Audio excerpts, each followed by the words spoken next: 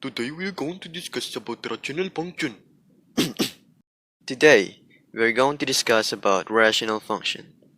A rational function is function f of x that is equals to p of x divided by q of x. Rational means ratio. So we have the ratio of two polynomial functions, and that ratio is a rational function. Now since we have a denominator, our denominator of course could never be equal to 0. So let's start by generating a graph for this very basic rational function, 1 divided by x. So let us put some values, whatever I want for x. I'll plug in a 0, I'll plug in some positives, I'll plug in some negatives. Nice. So let's start by plugging in 0. Unfortunately, that's the only number that I cannot plug into this denominator, because like we just said, the denominators could never be equal to 0. So therefore, x could not be equal to 0. We actually have a vertical asymptote. Let's plug in a 1. If I plug in a 1, I have 1 divided by 1 as my output, and that is a value of 1. If I plug in a 2, then I have 1 divided by 2 as my output, and that would be 1/2. If I have a 3, then I have 1/3, and then a 1/4, and then a 1/5, and then I keep going smaller and smaller, but I will never actually touch the value of 0. I can get a tiny fraction, but I will never let it equal to 0. There's actually a horizontal asymptote right here at y equals 0. The function will never be equal to 0. Now what if I happen to plug in some values that between 0 and 1? For example, 1/2. If I plug in a 1/2, 1 divided by 1/2 is actually a 2. And if I plug in a 1/3, 1 divided by 1/3 is 3.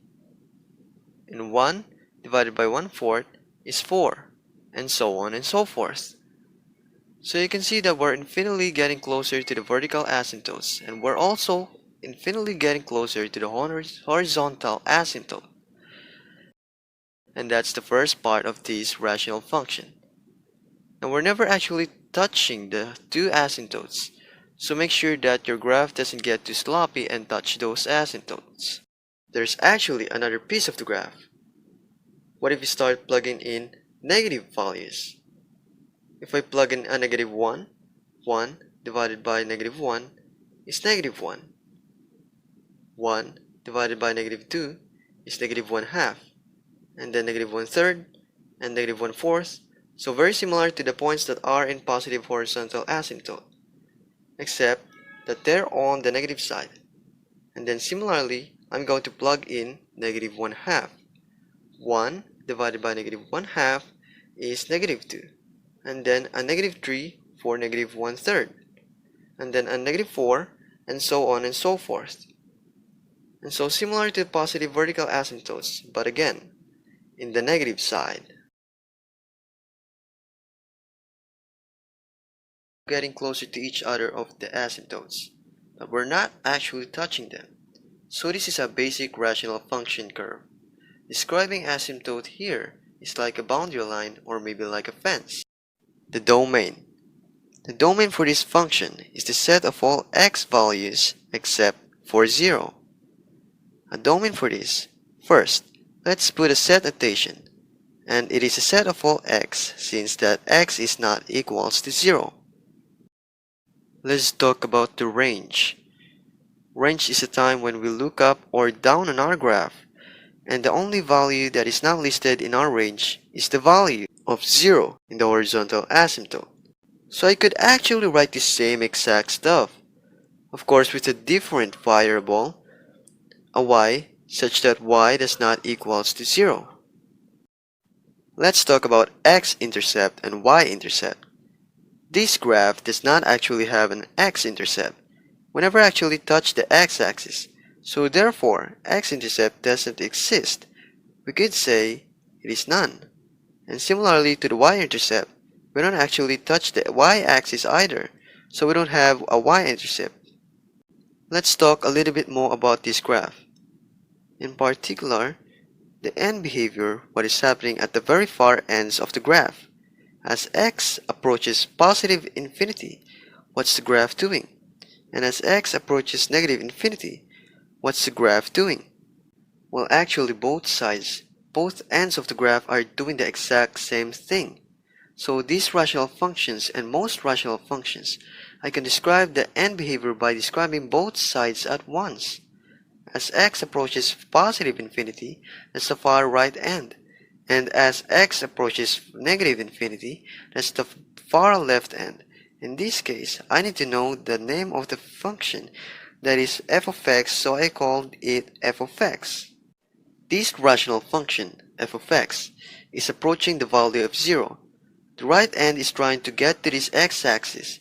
It's never actually going to touch it, but it's trying to become the value of 0. And the far left end, it's also trying to become the value of 0, of course, from below. This one is getting down from above, and this one is getting up from below.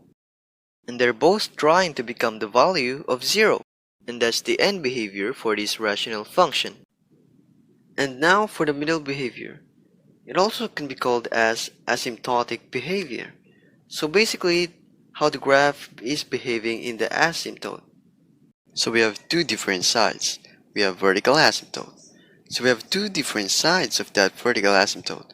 We have of what of the graph is doing on the right side. And we have a graph is doing on the left side. So we actually have a new symbol. And we're going to say as x approaches, now we need the value of the vertical asymptote, which is 0. X equals 0 is the vertical asymptote. So we need to know what's happening as x approaches 0. But, like I said, we need to know which side. So we put a little plus sign, just like up in the exponent area. This plus sign means that we're approaching to the right. And as we're approaching from the right, the function, the red part of the curve is doing something.